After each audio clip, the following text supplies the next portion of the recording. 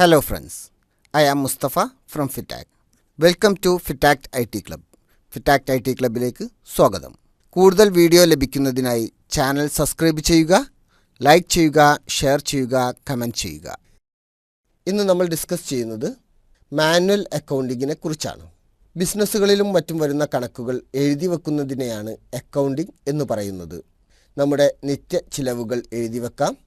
അതുപോലെ തന്നെ ബിസിനസ് ചെയ്യുന്ന ആളുകൾക്ക് അവരുടെ ഫൈനാൻഷ്യൽ ട്രാൻസാക്ഷൻസ് എഴുതി വെക്കാം. ജോലിക്ക് പോകുന്ന ആളുകൾക്കും അക്കൗണ്ടിങ് നല്ലതാണ്.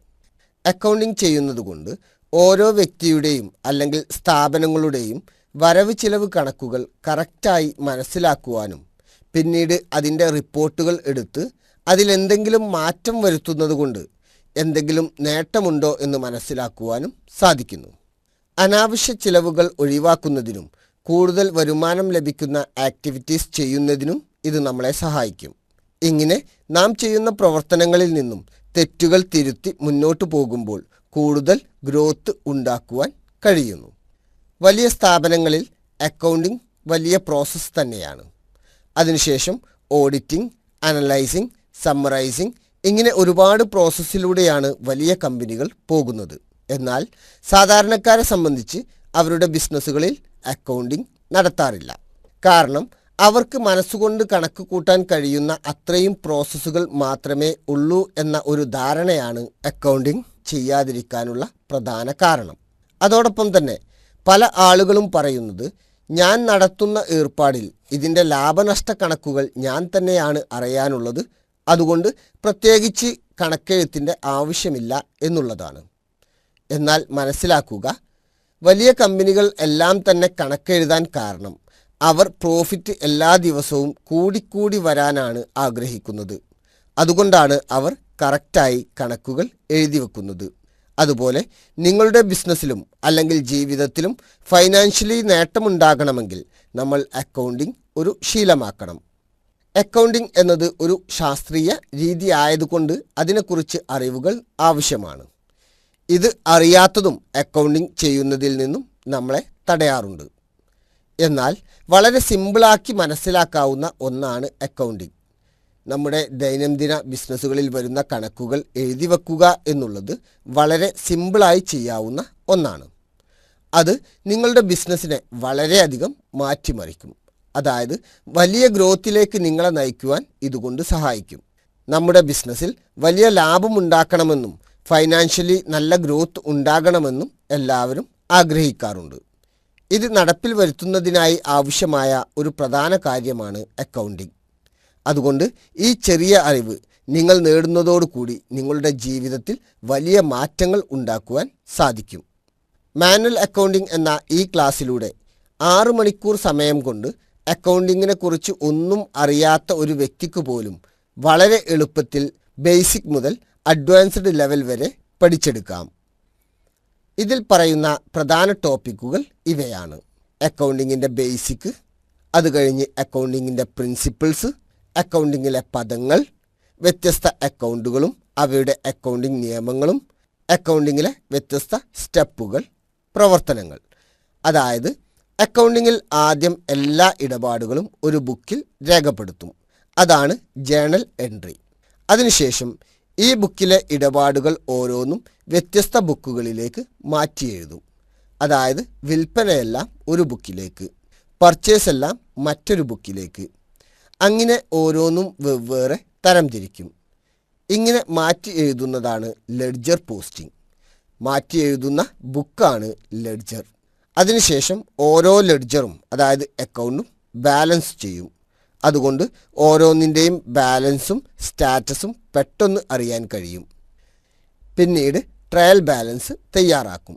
എഴുതിയതിൽ തെറ്റുണ്ടോ എന്നും ഓരോന്നിൻ്റെയും ബാലൻസ് എത്രയെന്നും പെട്ടെന്ന് നമുക്കറിയാൻ ട്രയൽ ബാലൻസ് നോക്കിയാൽ മതി. അതിനുശേഷം അഡ്ജസ്റ്റ്മെൻറ്റ് എൻട്രികൾ ചെയ്യും. അഡ്വാൻസ് നൽകിയത്, അഡ്വാൻസ് വാങ്ങിയത്, ഡിപ്രീസിയേഷൻ, അപ്രീസിയേഷൻ തുടങ്ങിയവയും മറ്റും. അതിനുശേഷം ഫൈനൽ അക്കൗണ്ട് തയ്യാറാക്കും.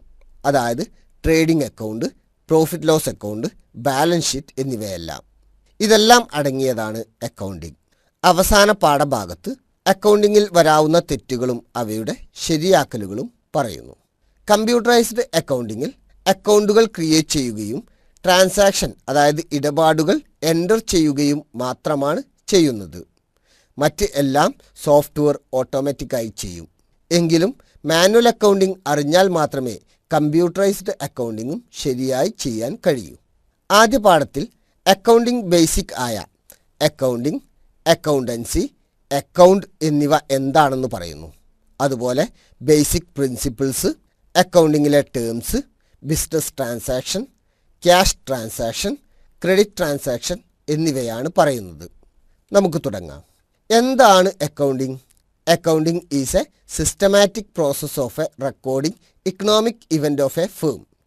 It is the language of business. ഒരു ബിസിനസ്സിൻ്റെ ലാംഗ്വേജാണ് അക്കൗണ്ടിംഗ്. ഒരു സ്ഥാപനത്തിലെ സാമ്പത്തിക ഇടപാടുകളെ റെക്കോർഡ് ചെയ്യുന്ന സിസ്റ്റമാറ്റിക് പ്രോസസ്സിനെയാണ് അക്കൗണ്ടിംഗ് എന്ന് പറയുന്നത്. അക്കൗണ്ടിങ്ങിൻ്റെ ഇമ്പോർട്ടൻസ് ഇപ്പോൾ നിങ്ങൾക്ക് മനസ്സിലായിട്ടുണ്ടാവും. ഒരു ബിസിനസ് ചെയ്യുന്ന ആൾക്ക് അദ്ദേഹത്തിൻ്റെ ബിസിനസ്സിൻ്റെ ഭാഷയായ അക്കൗണ്ടിംഗ് അറിഞ്ഞിട്ടില്ല എങ്കിൽ മുന്നോട്ട് പോകുവാനുള്ള സാധ്യത വളരെ കുറവാണ്. അതുകൊണ്ട് തന്നെ ബിസിനസ്സിൻ്റെ ഭാഷയെ പഠിച്ചെടുക്കാം. വളരെ എളുപ്പത്തിൽ പഠിക്കാവുന്ന ഒന്നാണ് അക്കൗണ്ടിംഗ്. അതായത് ഒരു ബിസിനസ് സ്ഥാപനത്തിലെ ഇടപാടുകളെ ശാസ്ത്രീയമായി തരംതിരിച്ച് ചിട്ടയായും ക്രമമായും കണക്ക് പുസ്തകങ്ങളിൽ രേഖപ്പെടുത്തുന്ന പ്രക്രിയയാണ് അക്കൗണ്ടിംഗ്. ഇനി എന്താണ് അക്കൗണ്ടൻസി എന്ന് നോക്കാം. Accountancy is the science of accounting. It includes the rules and regulations of accounting. അതായത് ബിസിനസ്സിലെ ഇടപാടുകളെ എഴുതി ചേർക്കുന്നതിന് ചില പ്രത്യേക റൂൾസ് ആൻഡ് റെഗുലേഷൻസ് ഉണ്ട്. ആ റൂൾസ് ആൻഡ് റെഗുലേഷൻസ് പറഞ്ഞിരിക്കുന്നത് അക്കൗണ്ടിങ്ങിലാണ്. അതായത് അക്കൗണ്ടിങ്ങിൻ്റെ ശാസ്ത്ര ശാഖയെ പറയുന്ന പേരാണ് accountancy. Next, account. An account is an information device which gives information related with the transaction. അതായത് ഒരു ഇടപാടുമായി ബന്ധപ്പെട്ട വിവരങ്ങൾ നൽകുന്ന ഒരു ഉപാധിയാണ് അക്കൗണ്ട്.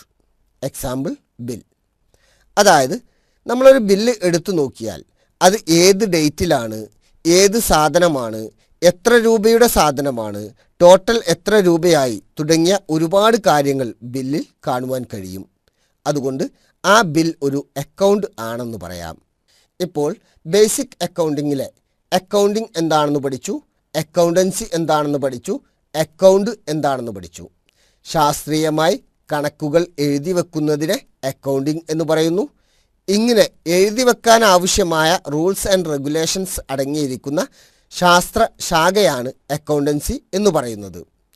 ഒരു ഇടപാടിനെക്കുറിച്ചുള്ള വിവരങ്ങൾ നൽകുന്ന ഒരു ഉപാധിയാണ് അക്കൗണ്ട്. ഒരു ബിസിനസ്സുകാരന് തൻ്റെ ബിസിനസ്സിലെ ലാഭനഷ്ടങ്ങൾ തിരിച്ചറിയുന്നതിന് അക്കൗണ്ടിംഗ് ഉപയോഗിക്കാം. വ്യാപാര വിവരങ്ങൾ തിരിച്ചറിയുക എന്നതും ഇതിൻ്റെ ഒരു ധർമ്മമാണ്.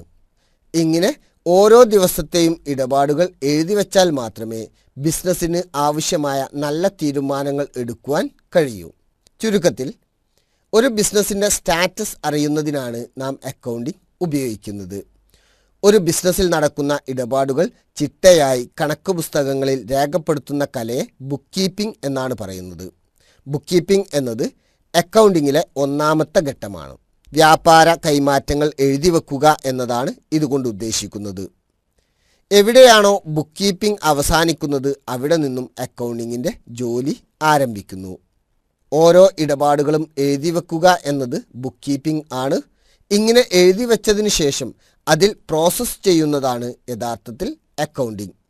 ബുക്ക് കീപ്പിംഗ് എന്നത് ഒരു ചെറിയ മേഖലയാണ്, എന്നാൽ അക്കൗണ്ടിംഗ് എന്നത് വളരെ വിശാലമായ മേഖലയാണ്. ബിസിനസ്സിലെ കൈമാറ്റങ്ങളെ എഴുതി വെക്കുന്നതാണ് ബുക്ക് കീപ്പിംഗ്. വ്യാപാര വിവരങ്ങൾ വിശകലനം ചെയ്ത് തീരുമാനത്തിൽ എത്തുന്നതാണ് അക്കൗണ്ടിംഗ്. ബിസിനസ്സിൻ്റെ യാതൊരു അറിയിപ്പും ബുക്ക് കീപ്പിംഗ് തരുന്നില്ല. എന്നാൽ അക്കൗണ്ടിംഗ് വ്യാപാരത്തിൻ്റെ സ്ഥിതിവിവര കണക്കുകൾ നൽകുന്നു. അക്കൗണ്ടിംഗ് ചെയ്യാൻ പ്രത്യേകം കഴിവും അറിവും ആവശ്യമാണ്. ഈ ക്ലാസ്സിലൂടെ നമുക്കത് നേടാം.